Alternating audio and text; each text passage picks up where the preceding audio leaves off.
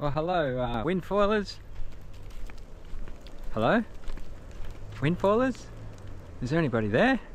Oh, there's no windfoilers. Windfoilers dying. Is windfoiling dying? Did windfoiling ever get started? I don't know. I think it's pretty hard to get gear in shops and that now, and a bit of a crack for some speed, and I've had a bit of a stack. I haven't stacked much really in my windsurf career. I'm a bit scared to stack, but I kind of feel good that I had a stack and I survived. I was pushing it a bit, but yeah, my front foot nearly got stuck. I believe that I breached and it rolled sideways, and that's happened twice now when I go and try and go downwind, trying to get some speed on the thing, try and break. 22 knots was my last PB on the thing. Ooh.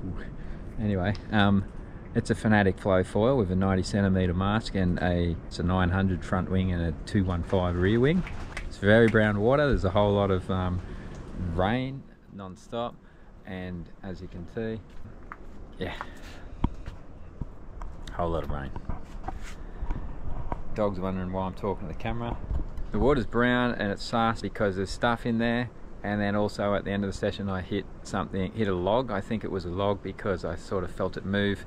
Turtle is much harder, and yeah, and I feel like the foil having the plate on the bottom might have helped. I felt like it would have, maybe, because I've hit things before, and if it had a tilt to the mast it would have bent the screws, but no bent screws or anything. See,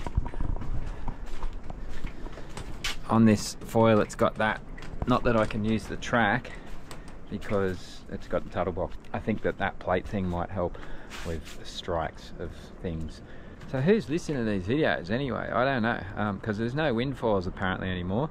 They think it's dying, maybe windfoiling. Well, I got a wing too, so my days of being a windfoiler are probably numbered too if I can get that thing working, because I did get a little bit scared of that crash actually, but then again, wings in this bay on a tiny little wing board, I don't know, because it's a big bay and I don't know if I want to go floating around out there with a tiny little wing board if anything goes wrong. So anyway, can anyone tell me if I want to flog downwind, how to stop it coming up? I'm leaning forward. You can see I was leaning way forward on my front leg, I think, and it still got me.